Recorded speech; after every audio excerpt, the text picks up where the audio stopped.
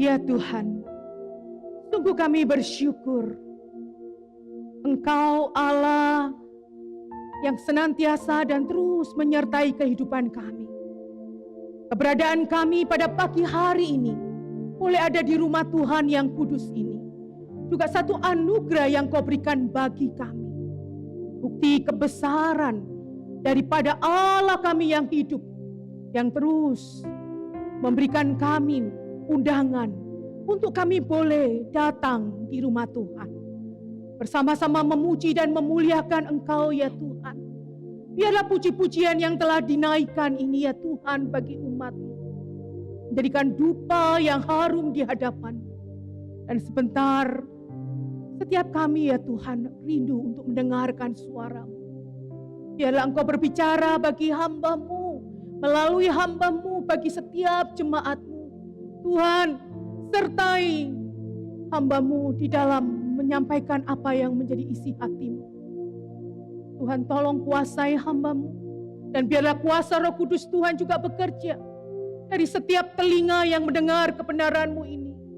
Tuhan juga memberikan jawaban atas kehidupan mereka, bahwa Engkau Allah yang hidup, Allah yang sungguh berkuasa, dan selalu menyertai dan memberkati setiap anak-anak-Mu. Terima kasih ya Tuhan. Hamba serahkan semuanya dalam tangan kasih-Mu. Hanya di dalam nama Yesus Kristus kami berdoa dan bersyukur. Amin. Shalom Bapak Ibu yang dikasihi Tuhan. Puji syukur hari ini kita boleh bersama-sama ada di hari Minggu dan hari yang terakhir di bulan Agustus ini. Kalau bukan kemurahan Tuhan Bapak Ibu, saudara dan saya tidak akan bisa melewati 8 bulan 243 hari. Sudah saya hitung ya. Wah, luar biasa ya. Kalau bukan kemurahan Tuhan ya. Banyak ketakutan, kekhawatiran di awal tahun 2025. Tetapi sungguh anugerahnya 243 hari di tahun 2025 ini. Saudara dan saya boleh ada di hari ini. Saudara, khususnya kemarin situasi kota Solo dan beberapa kota yang tidak kondusif ya. Namun pemeliharaan dan kasih setianya sungguh nyata dari hari ke hari yang telah memberikan penopangan bagi kita. Tetap kuat, berdiri teguh di dalam Yesus Kristus yang telah menyelamatkan jiwa kita. Bersama kita akan merenungkan satu kebenaran firman Tuhan. Seri terakhir dari pembahasan kitab 1 Tesalonika dengan tema kesenangan Tuhan gaya hidupku. Mari bersama kita akan mendengarkan dan menyimak Alkitab suara dari 1 Tesalonika pasal 5 ayat 12 hingga ayatnya yang ke-28. Kami minta kepadamu, saudara-saudara, supaya kamu menghormati mereka yang bekerja keras di antara kamu, yang memimpin kamu dalam Tuhan, dan yang menegur kamu, dan supaya kamu sungguh-sungguh menjunjung mereka dalam kasih, karena pekerjaan mereka. Hiduplah selalu dalam damai seorang dengan yang lain. Kami juga menasihati kamu, saudara-saudara, tegurlah mereka yang hidup dengan tidak tertib, hiburlah mereka yang tawar hati, belalah mereka yang lemah, sabarlah terhadap semua orang. Perhatikanlah, supaya jangan ada orang yang membalas jahat dengan jahat, tetapi usahakanlah senantiasa yang baik terhadap kamu masing-masing dan terhadap semua orang. Bersukacitalah senantiasa, tetaplah berdoa, mengucap syukurlah dalam segala hal, sebab itulah yang dikehendaki Allah di dalam Kristus Yesus bagi kamu. Janganlah padamkan roh, dan janganlah anggap rendah nubuat-nubuat. Ujilah segala sesuatu, dan peganglah yang baik. Jauhkanlah dirimu dari segala jenis kejahatan. Semoga Allah biarlah damai sejahtera menguduskan kamu seluruhnya. Dan semoga roh, jiwa dan tubuhmu terpelihara sempurna dengan tak bercacat pada kedatangan Yesus Kristus, Tuhan kita. Ia yang memanggil kamu adalah setia. Ia juga akan menggenapinya. Saudara-saudara, doakanlah kami. Sampaikanlah salam kami kepada semua saudara dengan cium yang kudus. Demi nama Tuhan, aku minta dengan sangat kepadamu, supaya surat ini dibacakan kepada semua saudara. Kasih karunia Yesus Kristus, Tuhan kita, menyertai kamu. Demikian jauh renungan dan pembacaan firman Tuhan. Berbahagialah setiap kita yang terus merenungkan firman-Nya dan menghidupi dalam kehidupan kita sehari-hari. Bapak Ibu Saudara yang dikasihi Tuhan, izinkan saya di awal khotbah saya ingin bertanya saudara. Adakah pengalaman di antara kita yang pernah ingin sekali menyenangkan hati orang yang kita cintai? Bisa jadi orang itu adalah orang tua kita, pasangan kita, anak kita, saudara atau sahabat kita, saudara. Kita sungguh-sungguh memperhatikan apa yang menjadi kesukaannya. Dan kita sungguh-sungguh memperhatikan apa sih yang dibutuhkan oleh orang yang kita cintai. Kita berusaha memikirkan dan rela berkorban untuk demi melihat senyum mereka. Saudara, adakah pengalaman di antara saudara? Selamat pagi, Bre. Bre, lo semua nanya, ya orang dicintai, Bre. Apakah orang tua, Bre mencintai orang tua? Ya, apa yang ingin sekali Bre berikan kepada Papa dan Mama? Waktu, oke, luar biasa ya. Mungkin karena banyak waktunya di luar ya, jadi main game dan sebagainya. Rindu, ingin sekali untuk memberikan waktunya bagi orang yang dicintainya, yaitu Papa dan Mamanya. Ibu Yova, selamat pagi.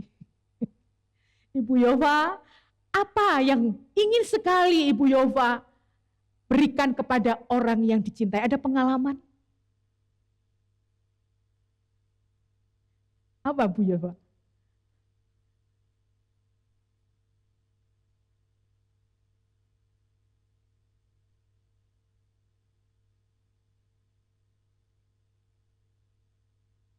Wah, ditambahi lagi nih, membuat masakan untuk keluarga, untuk orang yang dicintai.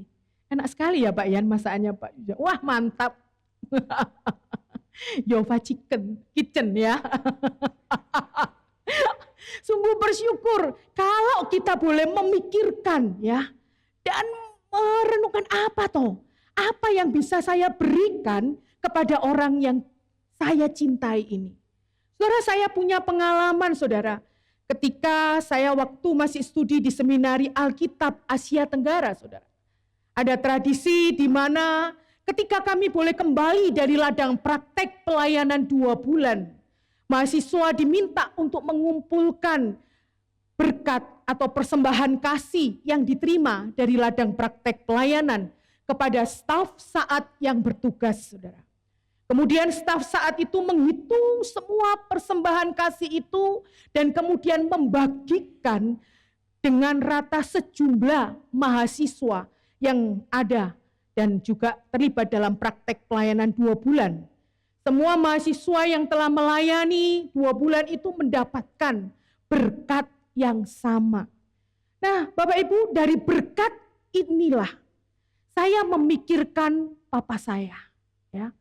Saya memikirkan papa saya yang waktu itu kondisinya sedang sakit Bapak Ibu. Saya ingin sekali memberi papa saya itu bantal guling yang bagus saudara. Supaya papa saya bisa tidur dengan nyenyak. Supaya papa saya bisa tidur dengan lebih enak dan nyaman saudara. Saya minta bantuan adik saya untuk membelikan bantal guling. Kemudian adik saya memberitahu kepada saya, Papa sangat senang sekali dengan bantal guling yang baru. Saya membayangkan saudara, wajah papa saya itu tersenyum ketika melihat dan menerima bantal guling dan juga bisa tidur nyenyak enak saudara. Saya membayangkan wajah papa saya tersenyum. Nah saudara, melalui bagian penutup surat 1 Tesalonika ini, Paulus memberikan panduan bagaimana gereja Tesalonika itu bisa menyenangkan hati Tuhan. Menyenangkan hati Tuhan bukan hanya sesekali, tapi setiap hari dan sepanjang umur hidup orang percaya. Tentunya saudara sebagai gereja yang rindu untuk bisa menyenangkan hati Tuhan, tidak mudah untuk diwujudkan. Karena gereja akan terus menghadapi tantangan, baik dari dalam maupun serangan dari luar. Namun setidaknya ada 3 nasihat yang Paulus katakan di dalam bagian penutup ini. Yang pertama, untuk menghadapi tantangan dari dalam, Paulus menasehatkan supaya hidup dalam damai dan saling menguatkan. Bapak Ibu, sama dengan gereja-gereja lainnya di segala tempat, gereja Tesalonika menghadapi juga tantangan dari dalam, yaitu konflik di dalam jemaat. Saudara, relasi-relasi di dalam jemaat yang harus menjadi perhatian bagi anggota tubuh Kristus. Kalau relasinya tidak baik dalam sesama anggota jemaat, kalau relasinya rusak di dalam sesama anggota jemaat, bukankah itu kita tidak bisa menyenangkan hati Tuhan? Oleh sebab itu, Paulus memberikan dorongan untuk jemaat Tesalonika lebih lagi membangun relasi satu sama lain yang dimulai dengan menghormati para pemimpin rohani. Sekalipun Paulus harus saat itu terpaksa berada jauh dari jemaat Tesalonika, namun Paulus sungguh bersyukur ada orang-orang yang Tuhan sediakan untuk melayani mereka. Ada orang-orang yang Tuhan sediakan untuk memimpin dan mengajar mereka. Seperti yang dikatakan di dalam ayat 12 dan 13. Kami minta kepadamu saudara-saudara, supaya kamu menghormati mereka yang bekerja keras di antara kamu, yang memimpin kamu dalam Tuhan dan menegur kamu. Dan supaya kamu sungguh-sungguh menjunjung mereka dalam kasih, karena pekerjaan mereka. Hiduplah selalu dalam damai, seorang dengan yang lain. Kata menghormati dalam bahasa aslinya tempat ini, idoyeda, yaitu mempunyai arti melihat, tahu, mengetahui, mengenal, mengerti. Ini berarti Bapak Ibu Saudara, di sini Paulus meminta jemaat Tesalonika itu untuk mengenali para pemimpin rohani mereka dengan baik. Ada pepatah yang mengatakan, kalau tak kenal maka tak sayang, ya. Makanya Paulus mendorong mereka, meminta mereka untuk mengenal, tahu, melihat dan mengerti para pemimpin rohani yang ada di dalam jemaat. Bagaimana gembala harus mengenal kawanannya, demikian juga domba-domba harus mengenal gembalanya. Mereka harus sungguh-sungguh mengenal dan memahami pribadi dari para pemimpin yang ada. Mereka harus sungguh-sungguh mendengarkan suaranya. Mereka harus sungguh-sungguh mengasihi dan mengakuinya sebagai gembala rohani. Mereka harus sungguh-sungguh menunjukkan kasih dengan menghargai pekerjaan pelayanan yang semata-mata untuk kehormatan Kristus dan kesejahteraan bagi jiwa-jiwa. Terlebih lagi dukungan doa mereka sangat-sangat dibutuhkan oleh para pemimpin rohani. Bapak Ibu, kami hamba Tuhan sungguh bersyukur atas dukungan doa dari Bapak Ibu sebagai jemaat. Doa Bapak Ibu menjadi kekuatan bagi kami untuk melayani. Doa Bapak Ibu menjadi power bagi kami untuk bisa melayani. Secara khusus ketika saya pribadi merasakan kelelahan, baik secara jasmani dan rohani. Saudara, saya teringat, iya, ada jemaat yang berdoa bagi saya. Ada Bapak Ibu yang berdoa bagi saya, yang tidak secara langsung ataupun secara langsung mengatakan kepada saya, Muse, kami sekeluarga selalu mendoakan hamba-hamba Tuhan. Bu, dalam mesbah keluarga, kami tidak lupa mendoakan hamba-hamba Tuhan dan keluarganya. Muse, saya selalu mendoakan hamba-hamba Tuhan. Musenilah supaya cepat sehat kakinya. Ya. Benar saudara, doa-doa jemaat menjadi kekuatan dan semangat bagi saya untuk bisa melayani dengan segala keterbatasan saya, dengan segala kekurangan saya, dengan segala ketidakmampuan saya. Doa Bapak Ibu menjadi semangat bagi saya untuk bisa melakukan, mengerjakan pelayanan yang Tuhan percayakan. Dan ada juga Bapak Ibu yang mendoakan saya supaya Bu Nila itu sehat, ya, terus tidak gemoy lagi, gitu ya. Sungguh saya bersyukur saudara. Bapak Ibu sangat perhatian pada saya ya. Saya sungguh bersyukur. Bapak Ibu yang dikasihi Tuhan, di dalam konteks gereja kita saat ini saudara, pemimpin rohani itu tidak terbatas hanya pada tim hamba Tuhan. Tetapi ada para majelis, para koordinator bidang, pengurus, ketua kelompok KTB, ketua KTB leader, saudara. Apakah saudara sudah mengenali para majelis gereja kita? Apakah sudah mengenal ada berapa bidang, ada orang-orang yang melayani di sana?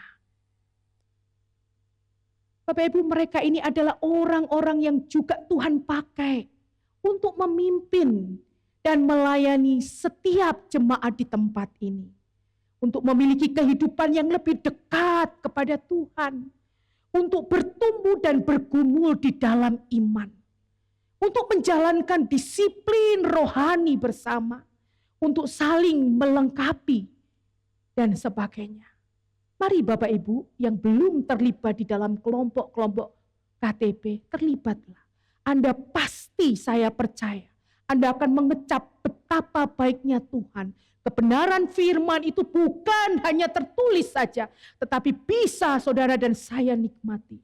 Di dalam kelompok tumbuh bersama, kita sama-sama menggumulkan kebenaran firman itu real dengan segala pergumulan yang ada di dalam hidup kita.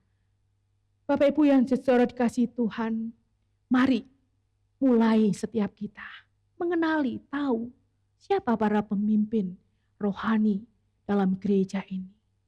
Bapak Ibu yang dikasihi Tuhan, dengan adanya relasi dan mengenali para pemimpin rohani dengan baik, maka dapat menumbuhkan cinta kasih dan kemudian penuh damai dalam persekutuan. Marilah saudara kita mulai sungguh-sungguh mengenali, mengetahui, melihat dan mengerti para pemimpin yang Tuhan percayakan bagi gereja kita di tempat ini. Saudara selain dengan menghormati para pemimpin rohani, Paulus juga memberikan dorongan untuk jemaat Tesalonika itu menjaga hubungan dengan saudara seiman. Jemaat Tesalonika terhitung sebagai jemaat yang baru didirikan. Dan Paulus sungguh memahami bahwa mereka butuh waktu dan perjuangan untuk menjadi gereja yang bertumbuh serupa Kristus.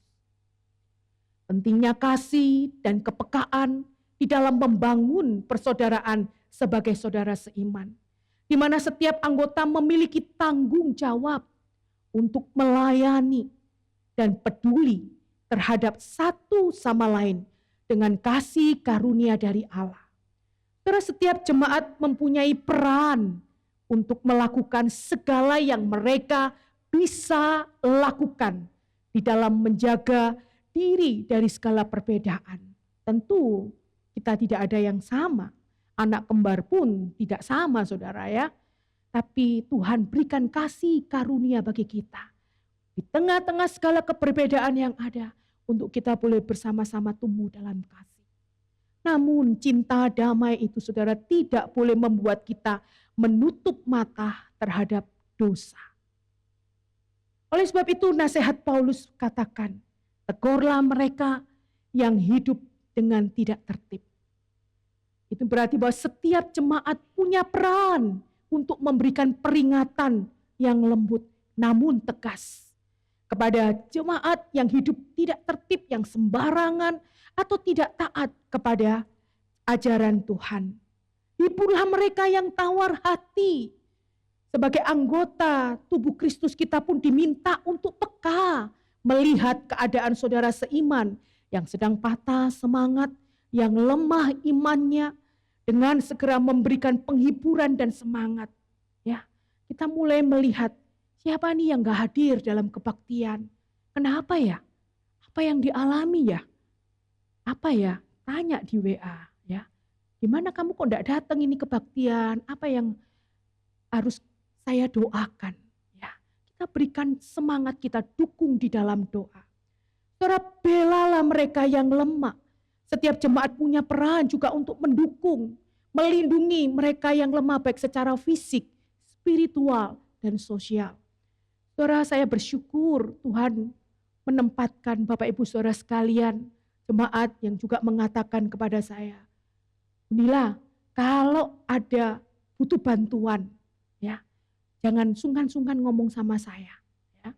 Secara khusus ada jemaat-jemaat yang membutuhkan kebutuhan khusus di dalam pelayanan diakonia. Saudara, saya sungguh bersyukur ada jemaat-jemaat yang benar-benar memiliki hati dan punya peran. Setiap kita punya peran, ya, apapun juga itu yang Tuhan karuniakan di dalam kehidupan Bapak Ibu sekalian. Sabarlah terhadap semua orang. Dan setiap jemaat di sini diminta untuk menunjukkan kesabaran dan memahami apa yang menjadi kekurangan dan kelemahan orang lain. Ini bagi saya juga menjadi PR ya saudara. Saya enggak sabar saudara. Doakan saya. Bersoalah untuk senantiasa melakukan kebaikan kepada semua orang sebagai wujud kasih dan buah dari iman Kristen, serta tidak melakukan pembalasan kepada mereka yang berbuat jahat. Saudara, seperti yang dituliskan dalam Mazmur 103:3, sungguh alangkah baik dan indahnya bila sebagai saudara seiman kita ini hidup rukun bersama ya. Saudara, dengan adanya kasih dan kepekaan menjadi kekuatan di antara saudara seiman untuk menumbuhkan cinta kasih dan kehidupan yang penuh damai dalam satu tubuh Kristus. Apakah kita sudah mengasihi dengan tulus? Ketulusan kita terlihat ketika kita sabar satu sama lain. Ketulusan kita terlihat ketika kita bisa sabar terhadap yang lemah. Ketulusan kita terlihat ketika kita menegur dengan penuh kasih dan kelembutan. Saudara, nasihat Paulus yang kedua adalah hidup yang dekat dengan Allah. Bapak Ibu, menjadi gereja yang menyenangkan Tuhan. Jemaat Tesalonika juga menghadapi banyak tantangan dari luar. Mereka mengalami penderitaan karena penganiayaan dari orang-orang Yahudi dan non-Yahudi yang tidak percaya. Mereka yang menentang ajaran Injil dan Yesus Kristus itu sebagai Raja. Bapak Ibu, mereka banyak mengalami penderitaan, penolakan, cemooh, yang semuanya itu adalah peperangan rohani bagi orang percaya. Dan yang hanya bisa dihadapi dengan kekuatan Allah. Itu sebabnya Paulus meminta jemaat Tesalonika untuk hidup fokus, memandang kepada Allah. Hidup intim bersama dengan Allah. melalui 3 ekspresi disiplin rohani. Yaitu yang pertama, bersukacitalah senantiasa. Bapak Ibu, ini adalah suatu hal yang unik bagi kita orang percaya. Mengapa orang percaya di tengah segala penderitaan diminta untuk bersukacita?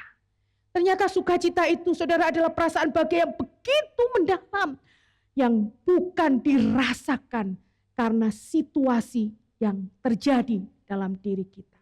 Di dalam penderitaan, kita bisa memilih bersukacita, karena sukacita memberikan kekuatan untuk menghadapi masalah. Sukacita menghadirkan kedamaian di tengah situasi yang mengkhawatirkan. Dan sukacita membuat kita berdiri teguh di tengah badai yang menyerang. Dan sukacita yang sejati bersumber dari relasi kita dengan Kristus, bukan dari situasi yang kita alami. Sukacita sejati bersumber dari Kristus, relasi kita dengan Kristus, bukan dari situasi yang kita alami. Kemudian Paulus katakan, tetaplah berdoa. Mengapa? Karena berdoa adalah komunikasi yang terus terhubung dengan Allah. Doa adalah pengakuan bahwa hidup kita ini sungguh-sungguh bergantung kepada Allah. Doa mengingatkan setiap kita bahwa Allah itu selalu hadir. Allah selalu mendengar seru doa kita, dan Allah selalu memberikan jawaban yang terbaik menurut kehendak-Nya. Doa bukan hanya aktivitas rohani mingguan, tetapi harus menjadi gaya hidup bagi orang percaya. Bukankah doa adalah nafas hidup bagi setiap orang percaya? Terlebih di dalam dunia yang penuh dengan kebisingan dan kesibukan, saudara. Doa menjaga hidup orang percaya untuk tetap fokus pada kehendak Allah. Yang ketiga, saudara, ucapkanlah syukur dalam segala hal. Ini berarti bahwa kita selalu dapat melihat, diarahkan untuk melihat kebaikan Tuhan di tengah situasi hidup yang kita alami. Saudara, ini penting karena secara natur kita ini lebih pinter, kita ini lebih suka, kita ini lebih gampang untuk melihat yang buruk, ya, untuk melihat yang negatif, untuk melihat yang gak benar. Itu yang terus menjadi fokus kita secara natur, sehingga kita terluput dari diri kita ini untuk melihat hal yang baik yang seharusnya masih bisa disyukuri dalam hidup kita. Mengucap syukur dalam segala hal bukan berarti mengabaikan kesedihan atau penderitaan, tapi memilih untuk melihat tangan Tuhan sebagai kebaikan dalam segala keadaan. Bapak Ibu, pada akhirnya dengan tetap bersukacita, tetap berdoa, dan tetap mengucap syukur, menunjukkan bahwa orang percaya, kita tahu dengan pasti siapa yang memegang masa depan kita. Kita tahu siapa yang memegang kehidupan saudara dan saya. Bapak Ibu, mari bersama kita melakukan disiplin rohani ini, sekalipun tidak mudah untuk kita boleh lakukan. Mulailah belajar untuk memiliki jam doa dalam keseharian, saudara. Kita sama-sama mendapatkan waktu 24 jam. Berapa waktu yang kita pakai untuk kita berdoa? Bisa juga kita pakai aplikasi doa sebagai pengingat untuk kita boleh berdoa kepada Tuhan. Mulai belajar untuk bersukacita dengan tidak hanya fokus kepada masalah. Bapak Ibu, di dalam kertas putih ini,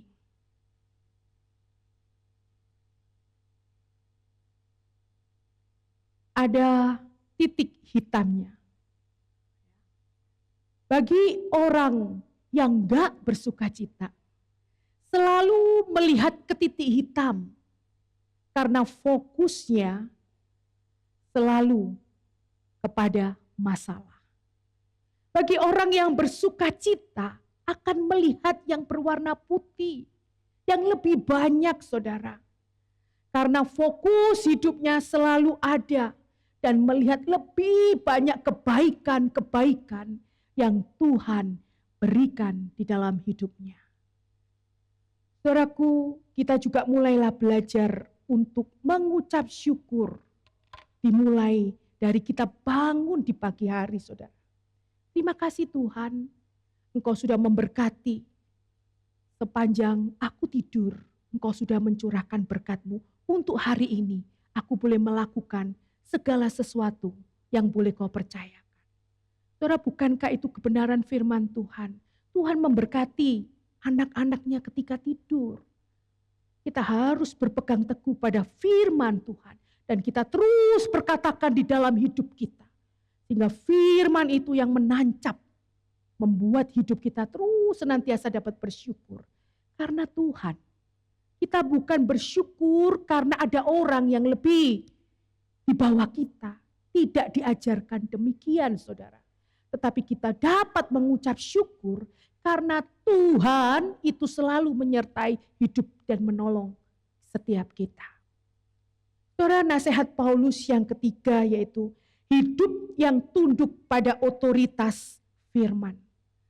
Bapak Ibu, kerinduan jemaat Tesalonika untuk hidup menyenangkan Tuhan, itu berarti bahwa mereka harus tunduk pada otoritas firman Tuhan.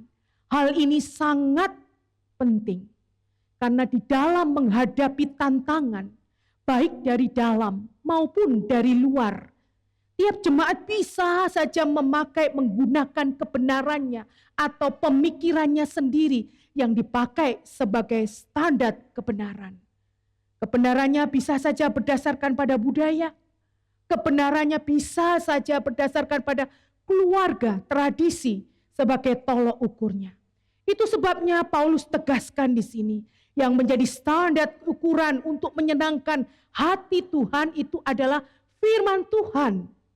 Tanpa sikap hati yang tunduk dan berpegang teguh pada firman, tidak akan ada kerendahan hati untuk hidup damai dan kepekaan hati akan dosa. Nah, Paulus katakan, jangan padamkan roh, uji segala sesuatu, peganglah yang baik, jauhi yang jahat.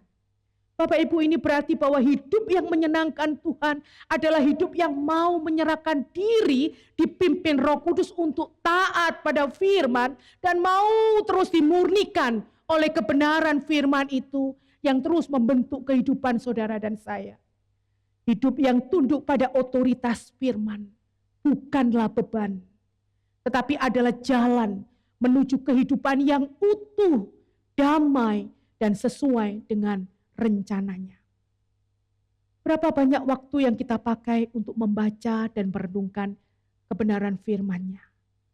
Sudahkah saudara kebenaran firman Tuhan itu menjadi otoritas dan standar bagi kita di dalam menjalani kehidupan ini, di dalam memutuskan segala sesuatu, di dalam menjalankan kehidupan rumah tangga, di dalam mendidik anak-anak yang Tuhan percayakan, di dalam relasi Bapak Ibu sebagai pasangan suami istri, di dalam relasi orang tua dan anak, di dalam relasi anak dan orang tua.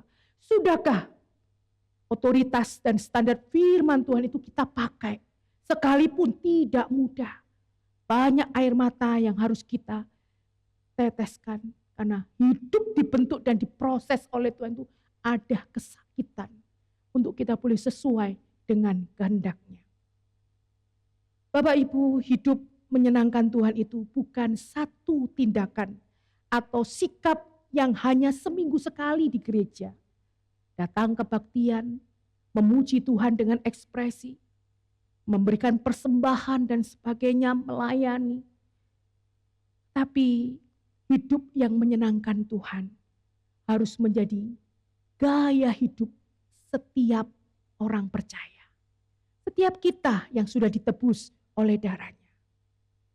Ingat janji Tuhan. Ia yang memanggil kamu adalah setia. Ia juga akan mengenapinya. Ini penting Bapak Ibu.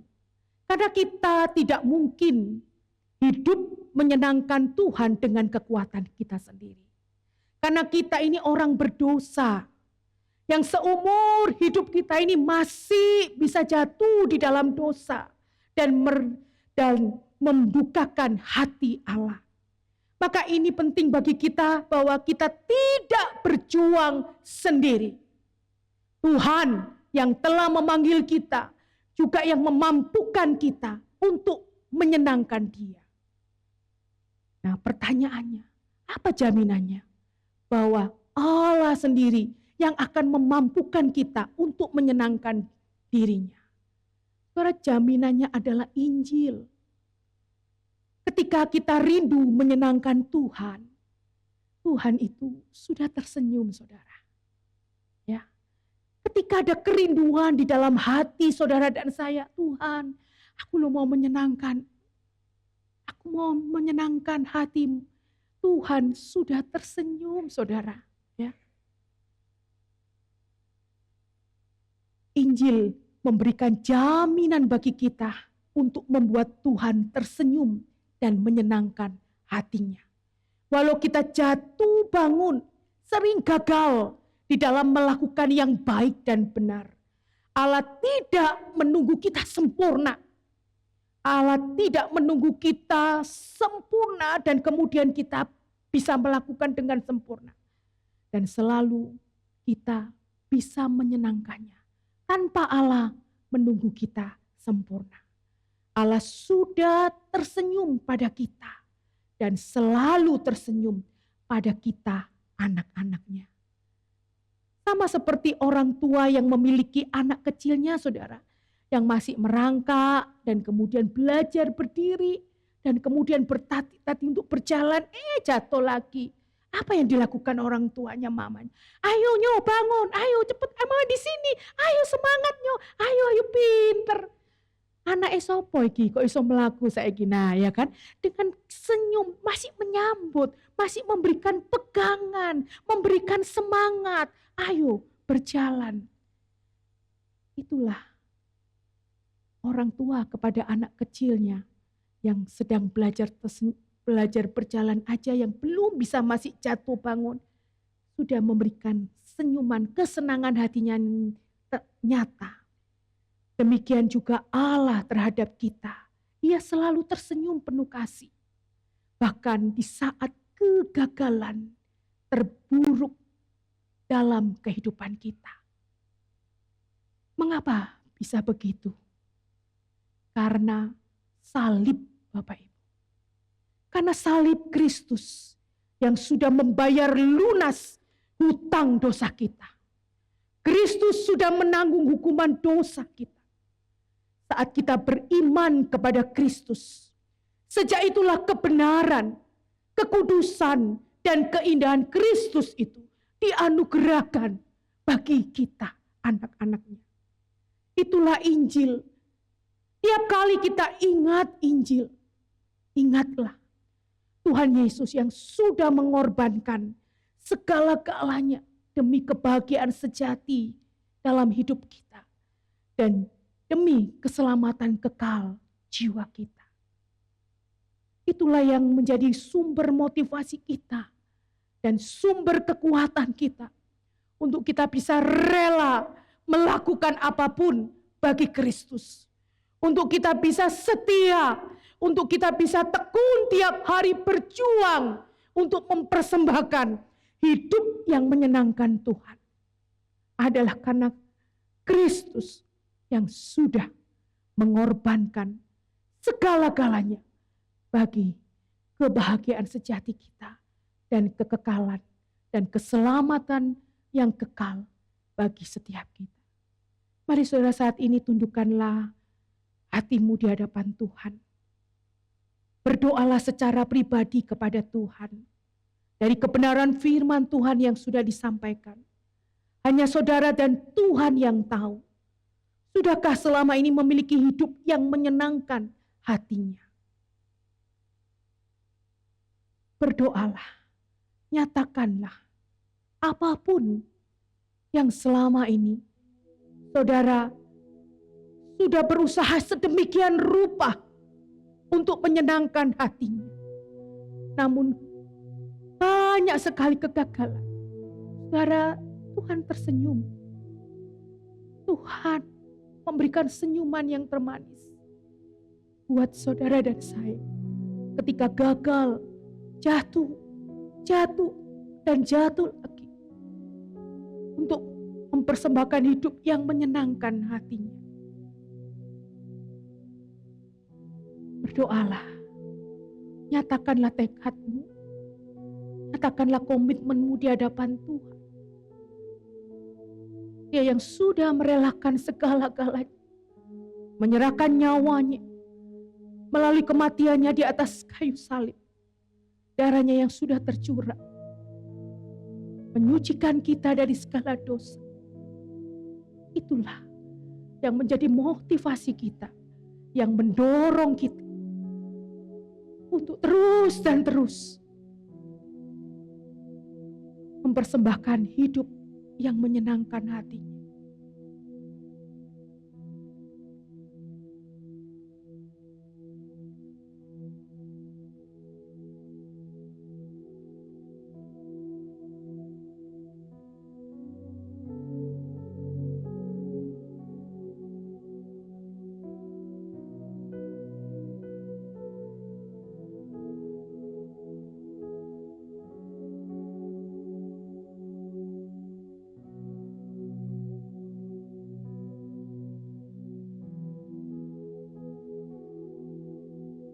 Tuhan mendengar setiap seru doa Bapak Ibu. Tekad dan komitmenmu, Dia akan menopang. Dia akan memberikan kekuatan. Dia terus akan memegang tangan untuk terus berjalan dan menyenangkan hatinya. Mari Bapak Ibu, sebagai tekad dan komitmen kita untuk memiliki hidup yang menyenangkan Tuhan, kita naikkan satu pujian, hidup bagimu. Tuhan, ku mau serahkan hidupku untuk aku terus diperkenan oleh-Mu, dan ku mau setia turut kehendak-Mu.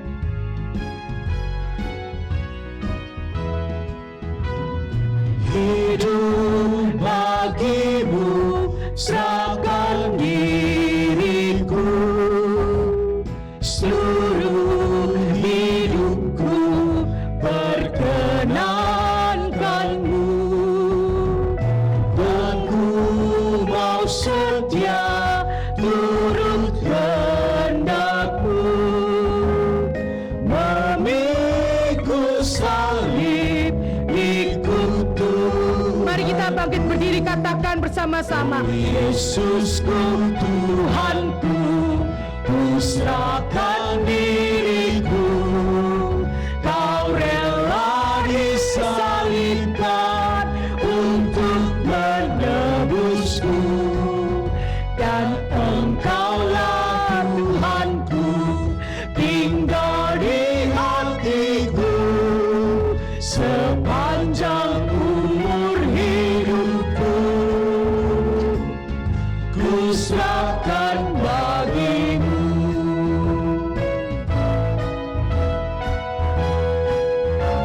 Hidup bagimu sepanjang hidupku, senyum wajah-Mu Tuhan menjadi milikku. Hidup bagimu sepanjang hidupku, senyum wajah-Mu jadi milikku. Ku mau mencari domba yang sesat, bawa mereka ke pelukan-Mu. Oh Yesusku, Tuhanku, ku serahkan diriku. Kau rela disalibkan untuk menebusku, dan Engkaulah Tuhanku, tinggal di hatiku sepanjang umur hidupku. Ku serahkan Jemaat saja katakan, oh Yesus Tuhan.